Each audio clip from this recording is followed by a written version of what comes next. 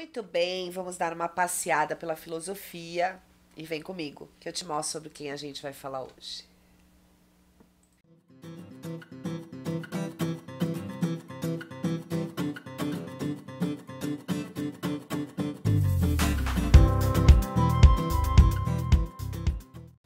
E quem é esse Coringa de Atenas? Nós vamos continuar falando sobre Sócrates.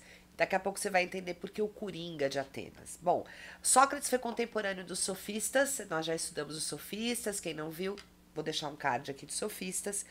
Com eles, como eles, ele se ocupava de ensinar para as pessoas, de falar sobre a vida das pessoas, sobre o homem na terra, né? O homem que se preocupa com a polis, com a política, com o bem-estar dos outros, com as comunidades, com a missão dele aqui, ok? Não tanto da onde veio a terra, como veio que nem os pré-socráticos se preocupavam, tá? Então, a gente chama os pré-socráticos de filósofos da physis ou naturalistas, e Sócrates não vai se preocupar com a filosofia naturalista.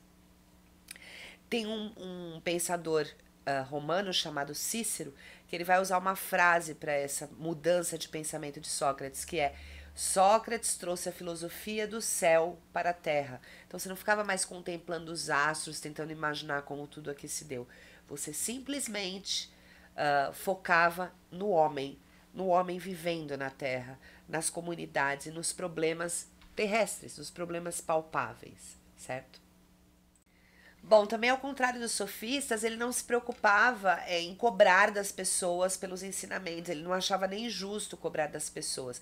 As pessoas precisam saber porque é isso que faz o mundo evoluir, e não para convencer alguém numa assembleia. E ele parte do princípio do só sei que nada sei. Crise de tosse, beber água, voltando, tudo normal. O que vem esse só sei que nada sei? Um dos discípulos de Sócrates vai até o oráculo de Delfos e lá ele recebe a notícia de que Sócrates é o homem mais sábio que existe em Atenas, tá?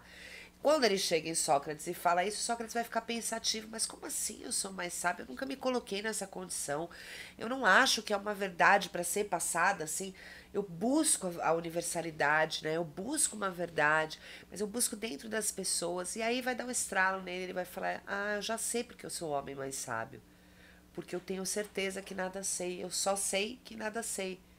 E a partir do momento que eu aceito a minha ignorância, eu estou disposto a aprender sempre." Isso é o conceito do filósofo, né? Saber que quanto mais ele conhece, mais se abrem janelas de conhecimento, né? Quanto mais ele se coloca na condição de aprendiz, mais ele aprende realmente, mais ele tem condições de adquirir conhecimento. Quando ele fecha um conhecimento, quando ele fala sei tudo sobre isso, e alguém fala sobre aquilo, ele já não vai dar mais atenção. Então, o filósofo ele está sempre buscando saber, é o amigo da sabedoria. E o conhecimento, ele nunca acaba. Ele nunca se esgota.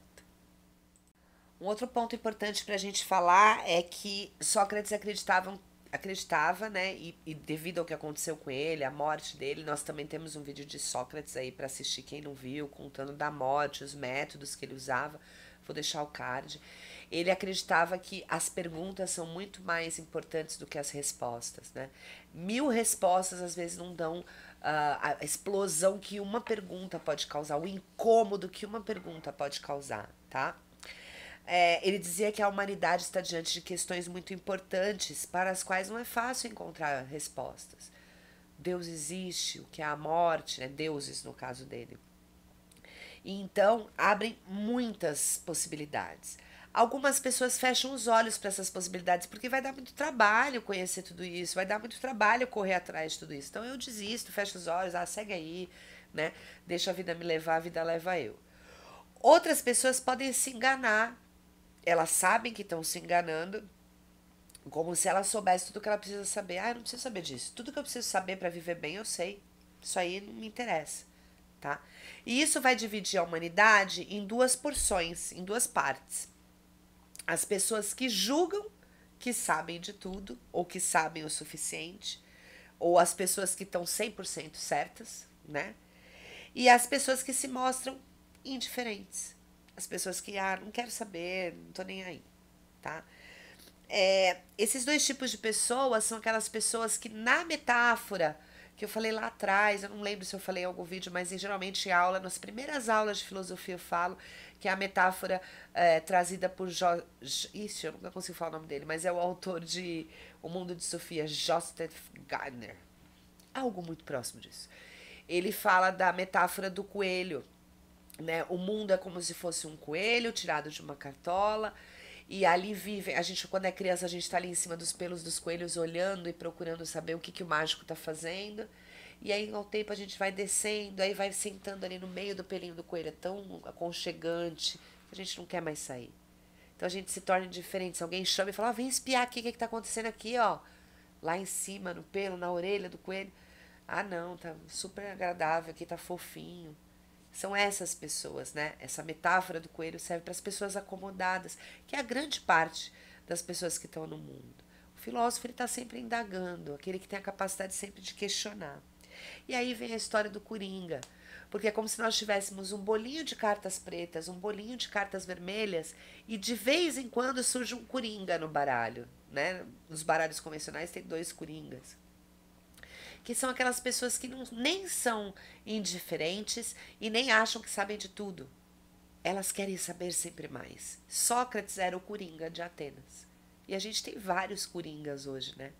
Tem gente que olha um vídeo na internet e fala, ah, legal, aprendi isso 100%, tudo que está falado está correto.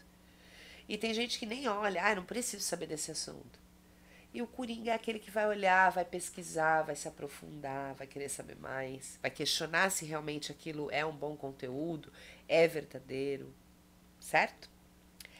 Então, em Atenas, Sócrates era o Coringa. Sócrates também era um racionalista convicto. O que quer dizer isso? Ele achava que o conhecimento precisa de um alicerce, precisa se basear em alguma coisa, se precaver em alguma coisa. E para ele, essa coisa era a razão, tá? Outra coisa que ele acreditava é que o conhecimento é o que leva ao agir correto.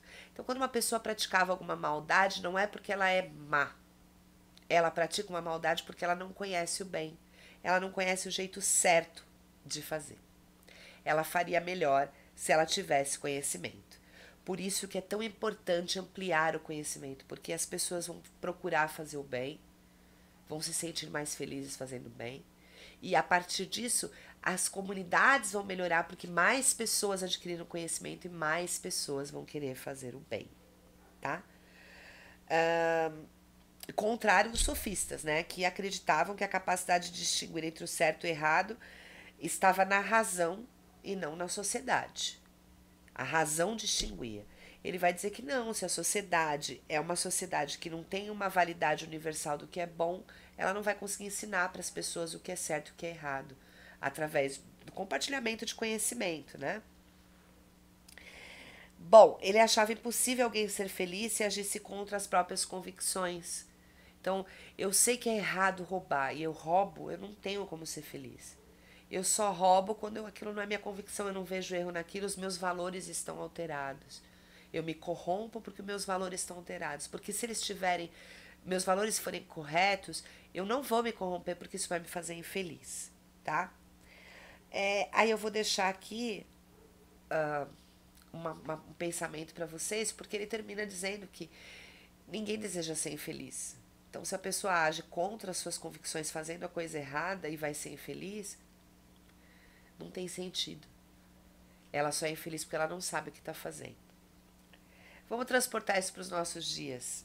Será que você, que está me vendo, conseguiria ser feliz tendo que repetir diversas vezes coisas que lá no fundo do seu coração, vamos colocar assim, ou na sua mente mesmo, você não acha certas? Trabalhar numa empresa que tem procedimentos que você não acha correto, você consegue ser sempre feliz? Fazer algo que você não considere certo te faz... você consegue driblar isso e ser feliz? Ter amizades ou contatos ou relacionamentos com pessoas que fazem coisas erradas e te contam e você conviver com isso, consegue ser feliz? Às vezes a ignorância é uma bênção, mas não há nada que liberte mais do que o conhecimento. Fiquem bem, até a próxima aula.